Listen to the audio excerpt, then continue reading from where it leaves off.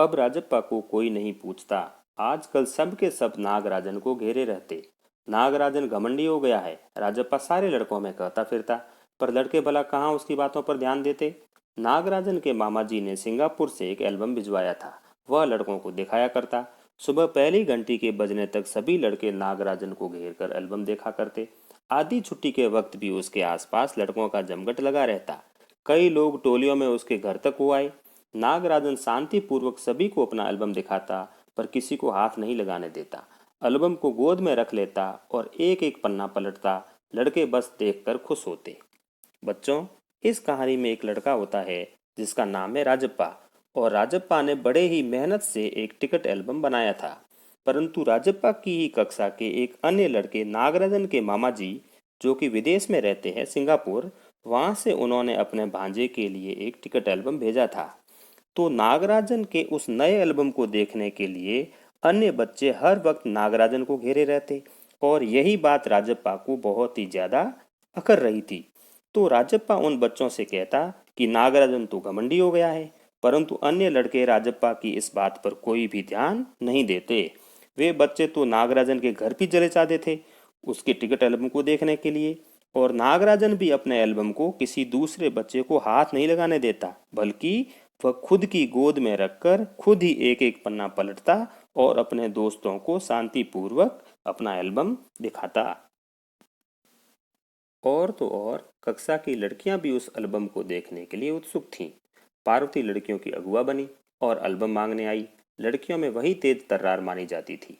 नागराजन ने कवर चढ़ाकर एल्बम उसे दिया। शाम तक लड़कियां एल्बम देखती रही, फिर उसे वापस कर दिया।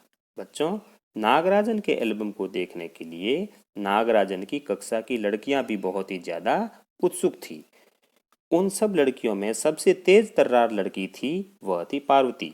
इसलिए पार्वती सब लड़कियों की तरफ से उनकी अगुआ अर्थात उनकी नेता बनकर नागराजन के पास उसका एल्बम मांगने गई। नागराजन ने भी अपने एल्बम पर कवर चढ़ाकर लड़कियों को दे दिया। शाम तक लड़कियों ने एल्बम को देखा और पुनः नागराजन को वापस लौटा दिया।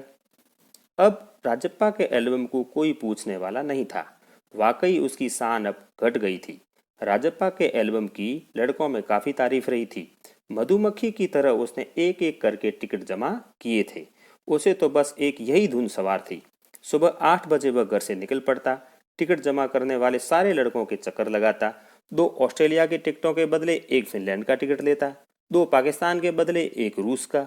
बस शाम जैसे ही घर लौटता, बस्ता कोने में पटक कर अम्मा से चबेना लेकर निकर की जेब में भर लेता और खड़े खड़े कॉफी पीकर निकल जाता। जिस तरह से मधुमक्खी विभिन्न फूलों पर मंडरा कर घूम घूम कर रस एकत्रित कर शहद का निर्माण करती है, उसी तरह से राजप्पा ने भी अपने टिकट एल्बम को बनाने के लिए बहुत ही मेहनत की थी। वह छुट्टी होते ही घर पहुंचता, बस्ता रखता और अपनी माता से चबाने के लिए कुछ चने लेकर अपनी निकर की जेब में रखता तथा जल्दी जल्दी कॉफी पीकर टिकट संग्रह करने हेतु निकल जाता। 4 मील दूर अपने दोस्त के घर से कनाडा का टिकट लेने पगडंडियों में होकर भागता। स्कूल भर में उसका एल्बम सबसे बड़ा था। पूरे विद्यालय में अगर किसी का सबसे बड़ा एल्बम था तो वह था राजप्पा का। सरपंच के लड़के ने उसके एल्बम को 25 रुपए में खरीदना चाहा था। बच्चों, यह एक उदाहरण दिया जा रहा है कि कितना उसको अपने एल्बम से लगाव था। एक बार क्या हुआ कि उस गांव के सरपंच के लड़के ने राजप्पा से वह एल्बम 25 रुपए में खरीदना चाहा, पर राजप्पा तब भी नहीं माना। घमंडी कहीं का, राजप्पा बड़बड़ाया। फिर उसने तीखा जवाब दिया था। राजप्पा ने सरपंच के बेटे को कहा कि तुम्हारे घर में जो प्यारी बच्ची है ना, उसे दे दो 30 रुपए में। सारे लड़के ठहाका मारकर हंस पड़े थे। बच्चों को भी हंसी आई, क्योंकि राजप्पा ने अपने टिकट की तुलना किससे की? सरपंच के बच्चे से। यह कहा कि तुम्हारे घर में जो प्यारी बच्ची है, यानी जो तुम्हारी बहन है, क्या उसको तुम 30 रुपए में मुझे दे सकते हो? पर अब कोई उसके एल्बम की बात तक नहीं करता। और तो और अब सब उसके एल्बम की तुलना नागराजन के एल्बम से करने लगे हैं। सब कहते हैं राजप्पा का एल्बम फिसड्डी है। पर राजप्पा ने नागराजन के एल्बम को देखने की इच्छा कभी भी प्रकट नहीं की।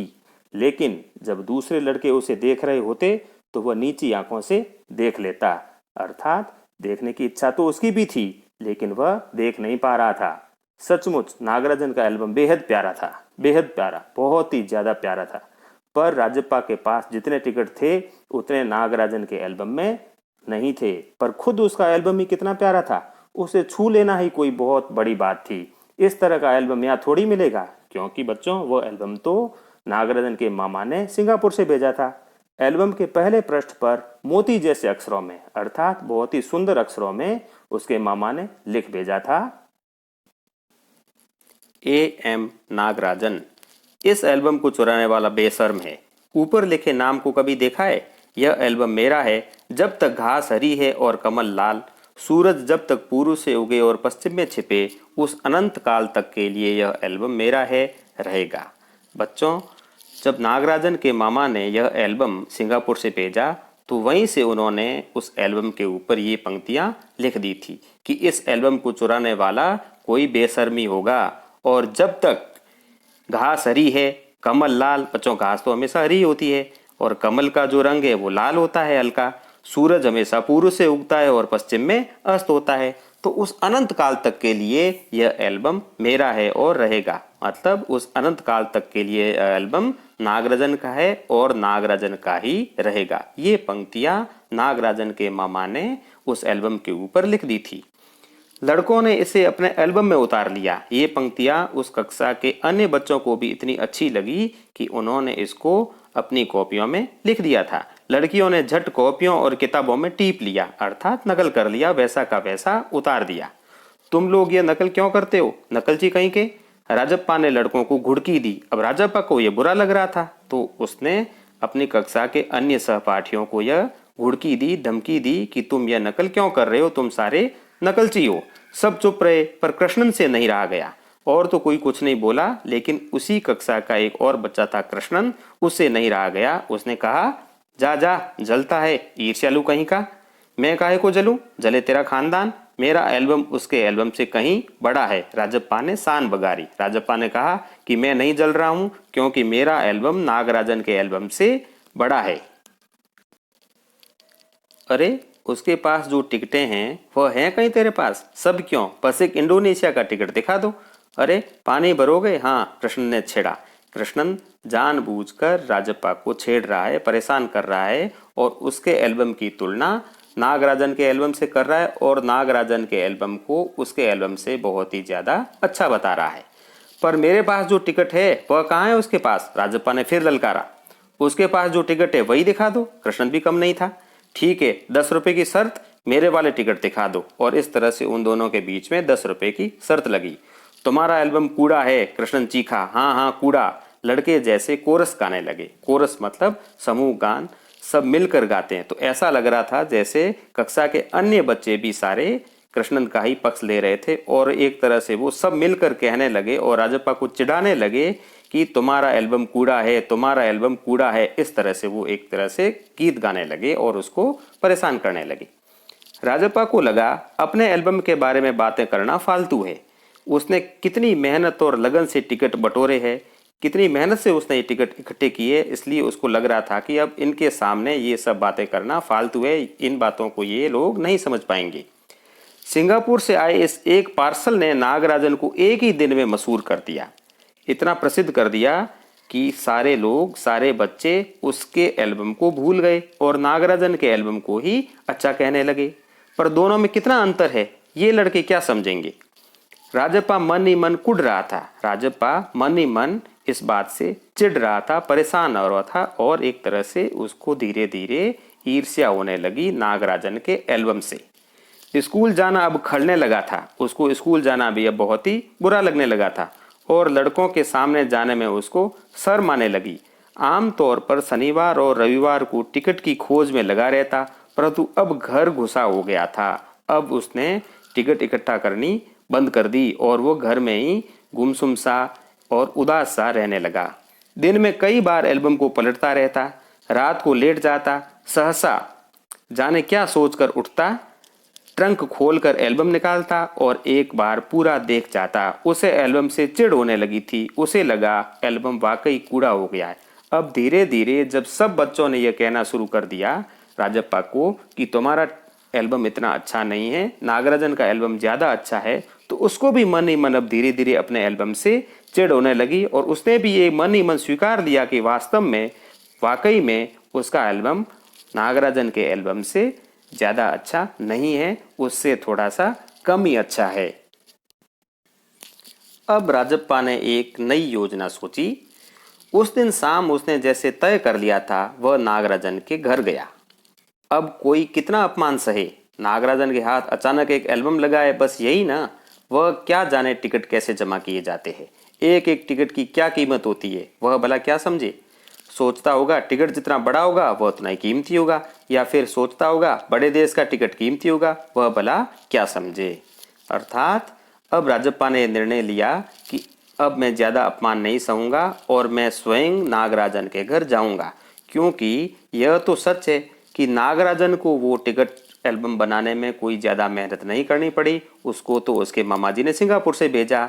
लेकिन राजप्पा ने अपना टिकट एल्बम बनाने के लिए बहुत ही ज़्यादा मेहनत की थी, इसलिए वह यह मान रहा था कि मेरा एल्बम ही ज़्यादा श्रेष्ठ है, ज़्यादा सुंदर है, ज़्यादा अच्छा है। उसके पास जितने भी फालतू टिकट है उन्हें टरका कर उससे अच्छे टिकट झाड़ लेगा।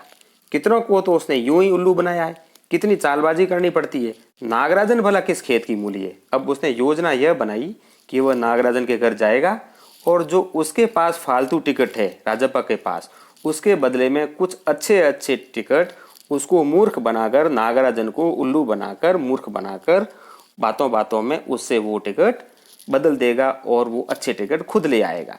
कितनी चालबाजी करनी पड़ती है। नागराजन भला किस खेत की मूली है। पहले भी ऐसे कई काम वो इस तरह से टिकट इकट्ठा कर चुका था, इसलिए उसको लगा कि मैं ये आसानी से कर दूंगा। नागराजन भला कौन सी बड़ी बात है नागराजन को बेवकूफ़ बनाना, वह किस खेत की मूली है, यह तो एक मामूली लड़का है। राजप्पा नागराजन के घर पहुंचकर ऊपर गया। चूंकि वह अक्सर आया जाया करता था, सो किसी ने नहीं टोका। जब राजप्पा नागराजन के घर गया तो उसका मित्र था, तो पहले भी कई बार जा चुका था, तो वो सीधा नागराजन के ऊपर वाली मंजिल पर स्थित कमरे में चला गया और किसी ने, नागराजन के घर वालों ने भी उसको रोका टोका नहीं, क्योंकि वो अक्सर वहां आता रहता था। ऊपर पहुंचकर वह नागराजन की मेज के पास पड़ी कुर्सी पर बैठ गया। कुछ देर बाद नागराजन की बहन कामाक्षी ऊपर आई। कामाक्षी ने राजप्पा से कहा, भैया शहर गया है। अरे हाँ, तुमने भैया का एल्बम देखा, उसने पूछा। राजप्पा को हाँ कहने में एकड़ी हो रही थी, मतलब उसको अच्छा तो नहीं लग रहा था, लेकिन फिर भी उसको मजबूरी में हाँ कहना पड़ा। बहुत सुंदर एल्बम है ना, सुना है स्कूल भर में किसी के पास भी इतना बड़ा एल्बम नहीं है। तुमसे किसने कहा? भैया ने। वह कुट गया। कामाक्षी की यह बात सुनकर राजप्पा मन ही मन चिढ़ गया, ईर्ष्या से जल गया, कुट गया। बड़े से क्या मतलब हुआ, आकार में बड़ा हुआ तो एल्बम बड़ा हो गया। उसकी चिड़चिड़ाहट साफ झलक रही थी। कामाक्षी कुछ देर तक वहीं रही, फिर नीचे चली गई। राजप्पा मेज पर बिखरी किताबों को टटोलने लगा। क्योंकि वहां नागराजन तो था नहीं, इसलिए राजप्पा तब तक नागराजन का इंतजार भी कर रहा था और राजप्पा नागराजन के कमरे में ही उसकी किताबों को इधर उधर टटोलने लगा, बिखेरने लगा। अचानक उसका हाथ दराज के ताले से टकरा गया। उसने ताले को खींचकर देखा था, बंद था। क्यों न उसे खोलकर देख लिया जाए। मेज पर से उसने चाबी ढूंढ निकाली। अब राजप्पा से रहा नहीं गया, तो उसने सोचा कि क्यों न मैं इस ताले को खोल दूं, और उसने इधर उधर ढूंढा तो उसको उस मेज पर उस ताले की चाबी भी मिल गई। सीढ़ियों के पास जाकर उसने एक बार झांक कर देखा। क्योंकि वह ऊपर वाले कमरे में था, तो पहले उसने देखा क्योंकि वो चोरी छिपे उसकी दराज खोल रहा था नागराजन की। फिर जल्दी में दराज खोली। एल्बम ऊपर ही रखा हुआ था और उसको वही एल्बम उस दराज में मिल गया। पहला पृष्ठ खोला, उन वाक्यों को उसने दोबारा पढ़ा। उसका दिल तेजी से धड़कने लगा, क्योंकि वह कोई गलत काम कर रहा था, वह चोरी कर रहा था, इसलिए वह चोरी करते हुए घबरा रहा था और दिल की धड़कन उसकी बढ़ गई थी। एल्बम को झट कमीज के नीचे खोंस लिया और दराज बंद कर दिया। सीढ़ियां उतरकर घर की ओर भागा। इस तरह से बच्चों, राजप्पा ने क्या किया, उस एल्बम को अपनी शर्ट के नीचे छिपा लिया और दराज बंद करके जल्दी से नीचे उतरकर अपने घर की ओर भाग गया। घर जाकर सीधा पुस्तक की अलमारी के पास गया और पीछे की ओर एल्बम छिपा दिया। उसने उस एल्बम को, नागराजन के एल्बम को, अपने घर में पुस्तकों की अलमारी के पीछे जो है वो छिपा दिया। उसने बाहर आकर झांका। पूरा शरीर जैसे जलने लगा था, गला सूख रहा था और चेहरा तमतमाने लगा था, अर्थात उसने चोरी जैसा काम किया, इसलिए वह बहुत ही घबरा रहा था, गला सूख रहा था और बहुत ही ज्यादा वो डर रहा था। रात 8 बजे अपू आया। हाथ पांव हिलाकर उसने पूरी बात कह सुनाई। रात को 8 बजे उसका एक अन्य मित्र, जो नागराजन का भी मित्र था और राजप्पा का भी मित्र था, वह उसके घर आया और उसने इशारों इशारों में पूरी बात उसको सुनाई। सुना तुमने, नागराजन का एल्बम खो गया, हम दोनों शहर गए हुए थे, लौट कर देखा तो एल्बम गायब। तो जब नागराजन शहर गया हुआ था, जैसा कि कामाक्षी ने बताया था राजप्पा को, तो अपू भी उसके साथ गया हुआ था। तो जब वो शहर से आए होंगे तो उनको पता चला कि मेरे कमरे में, मेरी दराज में वो एल्बम नहीं है, इसलिए यह बात अपू को भी पता थी और अपू ने यह बात एक मित्र होने के नाते राजप्पा को भी बताई। राजप्पा चुप रहा, उसने अपू को किसी तरह टाला। अब राजप्पा यह तो कैसे कहे कि मैं ही लेके आया हूं, तो उसने किसी तरह अपू को टाल दिया, वहां से घर जाने के लिए कहा। उसके जाते ही उसने झट कमरे का दरवाजा भिड़ा लिया। उसने भिड़ा लिया दरवाजा, मतलब दरवाजा बंद किया और अलमारी के पीछे से एल्बम निकाल कर देखा। उसे फिर छिपा दिया, डर था कि कहीं कोई देख न ले। रात में खाना नहीं खाया, पेट जैसे भरा हुआ था, सारा घर चिंतित हो गया, उसका चेहरा भयानक हो गया था बच्चों, क्योंकि राजप्पा ने एक बहुत ही गलत काम किया। उसने चोरी की और वो बहुत दुखी भी था, उदास भी था और वो घबरा रहा था, इसलिए उसको खाना अच्छा नहीं लग रहा था जैसे उसको भूख ही नहीं है। अब घर वालों को यह बात मालूम नहीं थी, इसलिए घर वाले सारे चिंतित थे कि ये खाना क्यों नहीं खा रहा है, और उसका चेहरा भी थोड़ा बिगड़ गया था, बहुत ही भयानक लग रहा था, उदास लग रहा था। रात उसने सोने की कोशिश की पर नींद नहीं आई। एल्बम सिरहाने तकिए के नीचे रखकर सो गया और उसने उस चुराए हुए एल्बम को अपने तकिए के नीचे रखा। सुबह अपू दोबारा आया। राजप्पा तब भी बिस्तर पर बैठा था। अपू सुबह नागराजन के घर होकर आया था। अपू जब पुनः उसके घर आया तो पहले नागराजन के घर गया था, फिर राजप्पा के पास आया। कल तुम उसके घर गए थे? अपू ने पूछा। राजप्पा की सांस जैसे ऊपर की ऊपर और नीचे की नीचे ही रह गई। राजप्पा चोर की दाढ़ी में तिनका, यह एक कहावत होती है बच्चों। अब अपू यह नहीं कह रहा था, न अपू जानता था, कोई नहीं जानता था कि यह एल्बम किसने चुराया है, लेकिन राजप्पा स्वयं तो जानता था। इसलिए जैसे ही अपू ने ऐसे पूछा कि क्या कल तुम नागराजन के घर गए थे, तो राजप्पा बहुत ही ज्यादा घबरा गया, क्योंकि उसको यह डर था कि शायद मेरी चोरी अब पकड़ी जाएगी। फिर सिर हिला दिया, वह जिस तरह चाहे सोच ले। कामाक्षी ने कहा था कि हमारे जाने के बाद खाली तुम ही वहां आए थे, क्योंकि जब राजप्पा नागराजन के घर गया था तो नागराजन की बहन कामाक्षी उससे मिली थी और उनकी बातें हुई थी, तो इसलिए कामाक्षी ने बताया था उन दोनों को, अपू को और नागराजन को, कि और तो कोई तुम्हारे कमरे में आया नहीं, राजप्पा ही आया था। अपू बोला। राजप्पा को समझते देर नहीं लगी कि अब सब उस पर शक करने लगे। राजप्पा समझ गया कि मैं ही कमरे में गया था, इसका मतलब यह है कि इनको ये भनक लग चुकी है और ये सब मेरे ऊपर ही शक कर रहे हैं कि मैंने ही उस एल्बम को चुराया है। कल रात से नागराजन लगातार रोए जा रहा है, उसके पापा शायद पुलिस को खबर दे, अपू ने फिर कहा। अपू ने कहा कि नागराजन भी बहुत ज्यादा दुखी है उसके एल्बम के चोरी की वजह से, और शायद नागराजन के पिताजी पुलिस में भी यह रिपोर्ट करेंगे। अपू ने ऐसा कहा तो राजप्पा फिर भी चुपचाप सुनता रहा। उसके पापा डीएसपी के दफ्तर में ही तो काम करते हैं, बस वह पलक झपक दे और पुलिस की फौज हाजिर। अपू जैसे आग में घी डाल रहा था।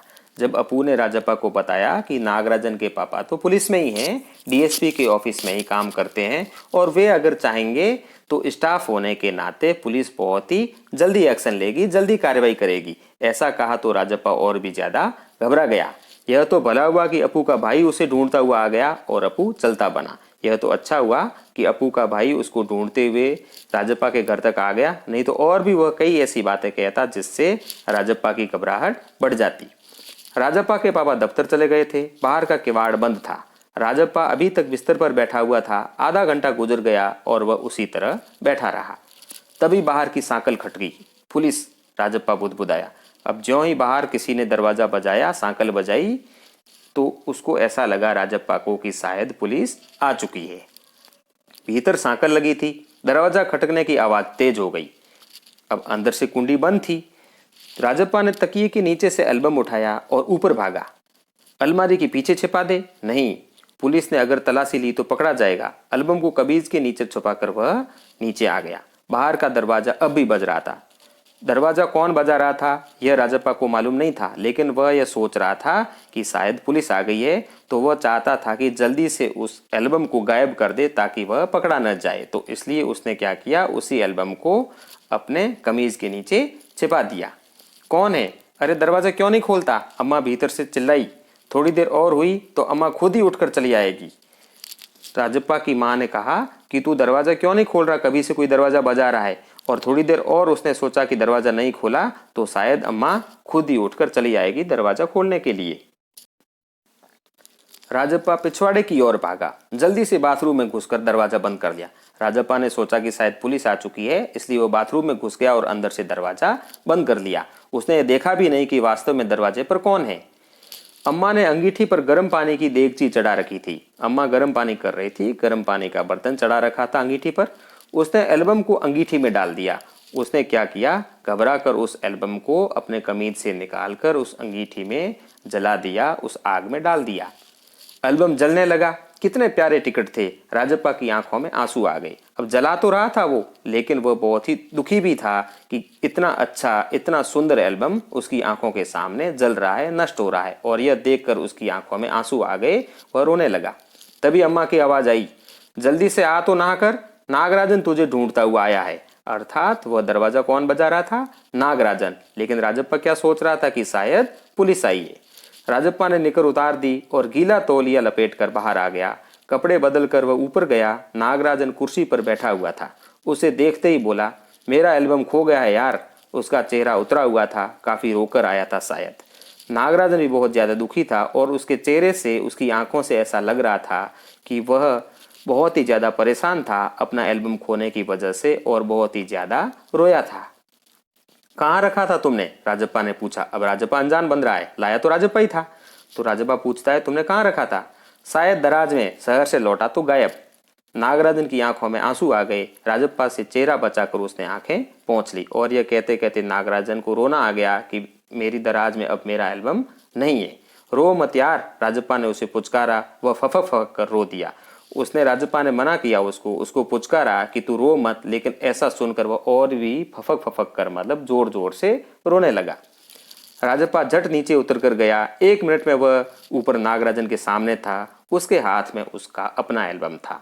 उसके रोते हुए को देखकर वह नीचे गया और वहां से वो जब वापस सामने आया नागराजन के, तो उसके हाथों में उसका स्वयं का एल्बम था। लो, यह रहा मेरा एल्बम, अब इसे तुम रख लो। ऐसे क्यों देख रहे हो? मजाक नहीं कर रहा, सच कहता हूं, इसे अब तुम रख लो। बहला रहे हो यार। नागराजन को जैसे यकीन नहीं हुआ। जब नागराजन ने यह देखा कि इतना अच्छा एल्बम जो राजप्पा ने बहुत ही मुश्किल से, बहुत ही मेहनत से बनाया था, और यह एल्बम आज ये मुझे दे रहा है, तो उसको विश्वास नहीं हुआ। तो उसने कहा, तुम मुझे बहला रहे हो और मुझे बिल्कुल यकीन नहीं है कि तुम मुझे ये एल्बम दे रहे हो। नहीं यार, सचमुच तुमको दे रहा हूँ, रख लो। उसने कहा, नहीं, मैं सचमुच तुम्हें दे रहा हूँ, मजाक नहीं कर रहा हूँ, और तुम मेरा एल्बम रख लो। राजप्पा भला अपना एल्बम उसे दे दे? कैसा चमत्कार है। नागराजन को अब भी यकीन नहीं आ रहा था, पर राजप्पा अपनी बात बार बार दोहरा रहा था। उसका गला भर आया था।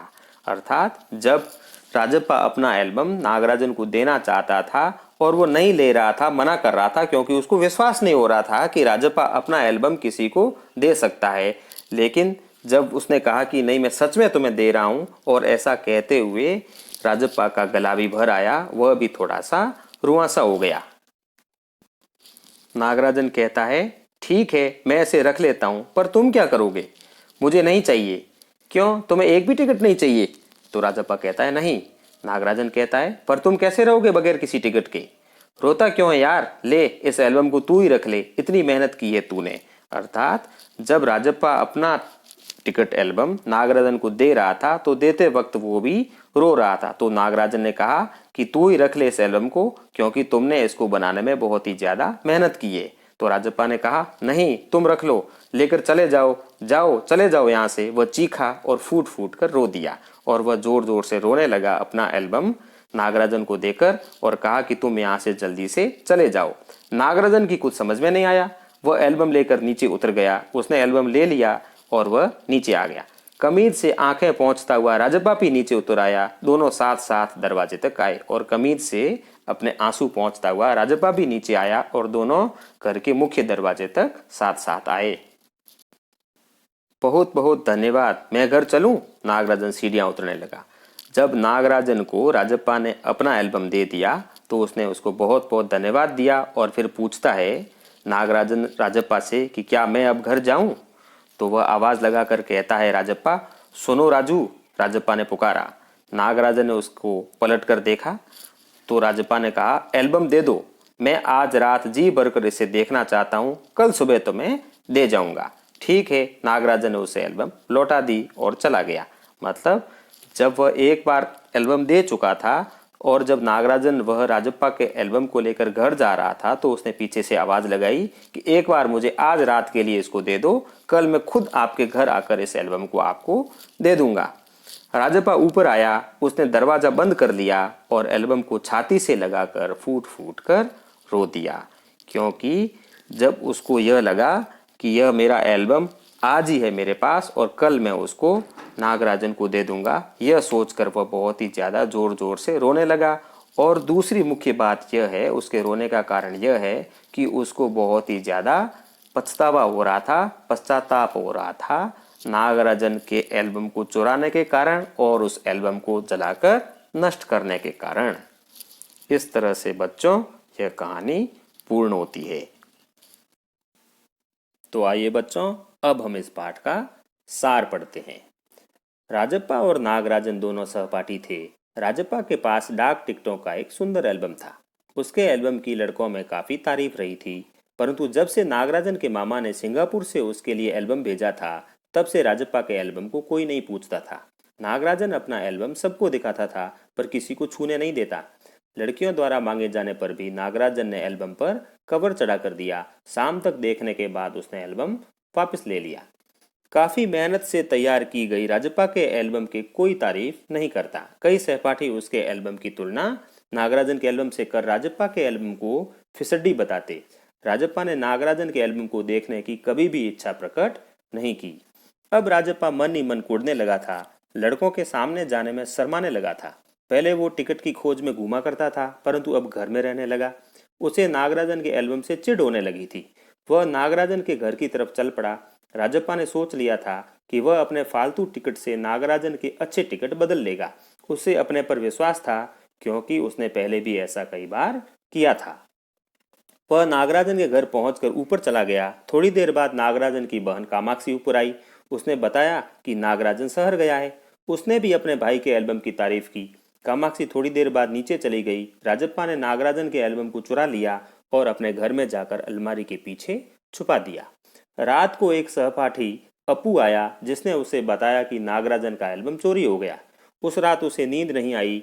सुबह को वह सहपाठी दोबारा आया और राजप्पा को बताया कि शायद नागराजन पुलिस में जाएगा। उसके पापा डीएसपी के दफ्तर में ही काम करते हैं। राजप्पा के पापा दफ्तर चले गए। राजप्पा बिस्तर पर बैठा था। दरवाजे पर दस्तक हुई। राजप्पा घबरा गया। उसे लगा कि शायद पुलिस आई है। पकड़े जाने के डर से उसने नागराजन के एल्बम को अंगीठी में डालकर जला दिया। तभी अम्मा की आवाज आई कि नागराजन उससे मिलने आया है। नागराजन ने राजप्पा को बताया कि उसका एल्बम चोरी हो गया है। नागराजन बहुत मायूस था, दुखी था। राजप्पा ने उसे अपना एल्बम देकर कहा कि वह उसे रख ले। नागराजन ने सोचा कि वह मजाक कर रहा है, परंतु राजप्पा बार बार एक ही बात कह रहा था। जब नागराजन राजप्पा का एल्बम ले जाने लगा, तब राजप्पा ने कहा कि वह उसे रात भर देखना चाहता है। सुबह वह उसे उसके घर आकर वह एल्बम दे देगा। आओ बच्चों, अब हम इस पाठ के प्रश्नोत्तर पर नजर डालते हैं। पहला प्रश्न है, नागराजन ने एल्बम के मुख्य पृष्ठ पर क्या लिखा और क्यों? इसका असर कक्षा के दूसरे लड़के लड़कियों पर क्या हुआ? उत्तर है, एल्बम के पहले पृष्ठ पर मोती जैसे सुंदर अक्षरों में उसके मामा ने लिख भेजा था, एम नागराजन, इस एल्बम को चुराने वाला बेशर्म है। ऊपर लिखे नाम को कभी देखा है? यह एल्बम मेरा है। जब तक घास हरी है और कमल लाल, सूरज जब तक पूर्व से उगे और पश्चिम में छिपे, उस अनंत काल तक के लिए यह एल्बम मेरा है, रहेगा। ऐसा करने से एल्बम कोई नहीं चुराएगा। इसके असर से क्लास के सारे लड़के लड़कियों ने यह वाक्य अपने अपने एल्बम व किताबों में भी लिख लिया। दूसरा प्रश्न है, नागराजन के एल्बम के हिट हो जाने के बाद राजप्पा के मन की क्या दशा हुई? उत्तर है, नागराजन के एल्बम के हिट हो जाने के बाद राजप्पा मन ही मन कुड़ा करता था, चिढ़ने लगा था। वो उसे अब स्कूल जाना भी अच्छा नहीं लगता था, उसे ईर्ष्या हो रही थी, जलन हो रही थी। तीसरा प्रश्न है, एल्बम चुराते समय राजप्पा किस मानसिक स्थिति से गुजर रहा था? उत्तर है, एल्बम का पहला पृष्ठ पढ़कर उसका दिल तेजी से धड़कने लगा। एल्बम चुराते समय राजप्पा का पूरा शरीर जैसे जल रहा था, गला सूख रहा था और चेहरा तमतमाने लगा था। इस प्रकार राजप्पा ने एल्बम चुरा तो लिया, परंतु उसे बहुत ही दुखद मानसिक स्थिति का सामना करना पड़ा, क्योंकि उसे पता था कि उसने गलत कार्य किया है। चौथा प्रश्न है, राजप्पा ने नागराजन का टिकट एल्बम अंगीठी में क्यों डाल दिया? उत्तर है इसका, अपनी चोरी पकड़े जाने के डर के मारे राजप्पा ने नागराजन का टिकट एल्बम अंगीठी में डालकर जला दिया। पांचवा प्रश्न है, लेखक ने राजप्पा के टिकट इकट्ठा करने की तुलना मधुमक्खी से क्यों की? इसका उत्तर है, लेखक ने राजप्पा के टिकट इकट्ठा करने की तुलना मधुमक्खी से इसलिए की क्योंकि मधुमक्खी विभिन्न फूलों से रस इकट्ठा करती है। उसी प्रकार राजप्पा ने भी विभिन्न स्थानों और व्यक्तियों से टिकट इकट्ठा कर अपना एल्बम तैयार किया था। अगला प्रश्न है, टिकटों की तरह ही बच्चे और बड़े दूसरी चीजें भी जमा करते हैं। सिक्के उनमें से एक है। तुम कुछ अन्य चीजों के बारे में सोचो जिन्हें जमा किया जा सकता है और उनके नाम भी लिखिए। इसका उत्तर है, टिकटों की तरह ही बच्चे और बड़े दूसरी चीजें भी जमा करते हैं, जैसे शंख या सीपें, पुराने सिक्के, दूसरे देशों के रुपए आदि। सातवां प्रश्न है बच्चों, टिकट एल्बम का शौक रखने के राजप्पा और नागराजन के तरीके में क्या फर्क है? तुम अपने शौक के लिए कौन सा तरीका अपनाओगे? इसका उत्तर है, मधुमक्खी विभिन्न फूलों से रस इकट्ठा करती है, उसी प्रकार राजप्पा ने भी विभिन्न स्थानों और व्यक्तियों से टिकट इकट्ठा कर अपना एल्बम तैयार किया था और नागराजन को उसके मामा ने बना बनाया एल्बम सिंगापुर से भेजा था। मैं अपना शौक पूरा करने के लिए राजप्पा का तरीका अपनाऊंगा, क्योंकि अपनी मेहनत से प्राप्त की हुई वस्तु का गर्व और आनंद अलग ही होता है। आठवां प्रश्न है, इकट्ठा किए हुए टिकटों का अलग अलग तरह से वर्गीकरण किया जा सकता है, जैसे देश के आधार पर। ऐसे और कौन से आधार हो सकता है, सोचकर लिखिए। तो बच्चों इसका उत्तर है, इकट्ठा किए हुए टिकटों का अलग अलग तरह से वर्गीकरण किया जा सकता है, जैसे देश के आधार पर, मूल्य के आधार पर, काल के आधार पर, रंग के आधार पर आदि। अगला प्रश्न है, राजप्पा एल्बम के जलाए जाने की बात नागराजन को क्यों नहीं कह पाता है? अगर वह कह देता तो क्या कहानी के अंत पर कुछ फर्क पड़ता? अगर हाँ तो कैसे? इसका उत्तर है, राजप्पा एल्बम के जलाए जाने की बात नागराजन को नहीं कह पाता क्योंकि इससे उसका विश्वास टूट जाता, और अगर कह देता तो सब उसे भला बुरा कहते, लड़ भी सकता था। अब कुछ और महत्वपूर्ण प्रश्न है बच्चों। ऑस्ट्रेलिया के 2 टिकटों के बदले फिनलैंड का 1 टिकट लेता, 2 पाकिस्तान के बदले 1 रूस का, वह ऐसा क्यों करता था? इसका उत्तर है, क्योंकि उसे अलग अलग देश के टिकट जमा करने होंगे और उस देश के टिकट मुश्किल से मिलने पर वह ऐसा करता होगा। अब एक महत्वपूर्ण प्रश्न है बच्चों, और यह भाषा से संबंधित है। भाषा की बात, निम्नलिखित शब्दों को कहानी में ढूंढकर उनका अर्थ समझो। अब स्वयं सोचकर इनसे वाक्य बनाओ। खोसना, जमघट, टटोलना, कुड़ना, अगुआ, पुचकारना, खलना, हेकड़ी। तो बच्चों ये सारे शब्द इस कहानी में आए हैं और आपको इनके अर्थ बताए थे और आपको इनसे और नए वाक्य बनाने हैं। जैसे पहला है खोसना, जिसका अर्थ होता है अटकाना। रामन ने पेंसिल को अपने बालों में खोस दिया। दूसरा जमघट, इसका अर्थ होता है भीड़। मेले में बच्चों का जमघट लगा हुआ था। तीसरा शब्द है टटोलना, यानी कि ढूंढना। चाबी मांगने पर वह जेब टटोलने लगा। चौथा है कुड़ना, अर्थात ईर्ष्या करना या जलना। मीरा की उन्नति देखकर सीमा उससे कुड़ने लगी। अगला शब्द है अगुआ, इसका अर्थ होता है नेता, मुखिया या आगे चलने वाला।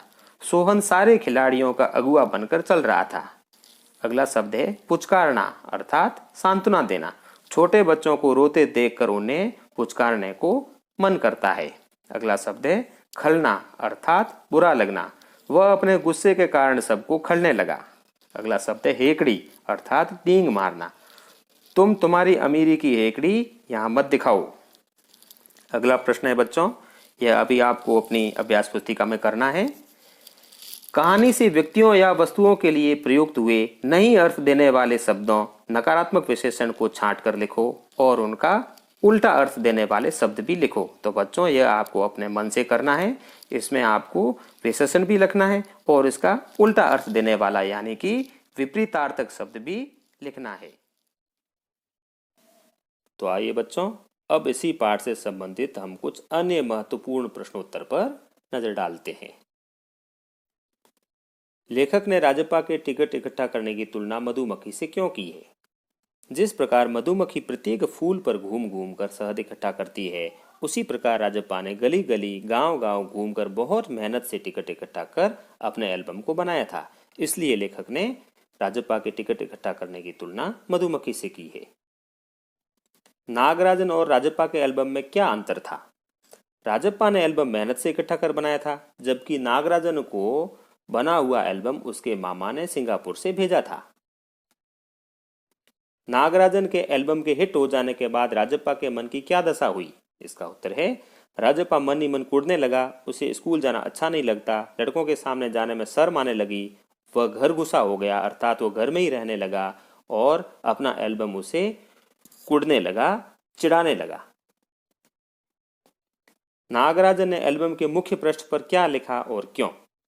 एल्बम के पहले पृष्ठ पर मोती जैसे अक्षरों में उसके मामा ने लिख भेजा था, एम नागराजन, इस एल्बम को चुराने वाला बेशर्म है। इस पर लिखे नाम को कभी देखा है? यह एल्बम मेरा है। जब तक घास हरी है और कमल लाल, सूरज जब तक पूर्व से उगे और पश्चिम में छिपे, उस अनंत काल तक के लिए यह एल्बम मेरा है, रहेगा। यह इसलिए लिखा ताकि उसके एल्बम को कोई चुराए नहीं। लघु उत्तरीय प्रश्न है, नागराजन का एल्बम जलता देख राजप्पा की आंखों में आंसू क्यों आ गए? क्योंकि एल्बम बहुत सुंदर था और नागराजन को भी उसकी तरह ही प्रिय था। पश्चाताप के कारण उसकी आंखों में आंसू आ गए। कक्षा में लड़के नागराजन को क्यों घेरे रहते? इसका उत्तर है, क्योंकि नागराजन का एल्बम बहुत सुंदर था और नागराजन अमीर भी था, इसलिए उसके एल्बम को देखने के लिए लड़के उसे हर वक्त घेरे रहते।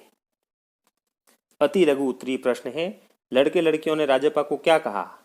उन्होंने कहा कि राजप्पा का एल्बम कूड़ा है। राजप्पा नागराजन के घर क्यों गया?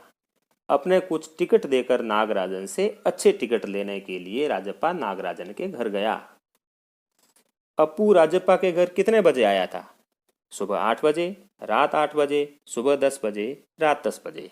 तो बच्चों, ये अच्छी तरह से आपने इस पाठ को सुना है और इसको स्वयं ही आपको यह प्रश्न करना है। राजप्पा की तुलना किससे की गई? सही विकल्प चुनना है आपको। मक्खी से, मछली से, मधुमक्खी से या इनमें से कोई नहीं।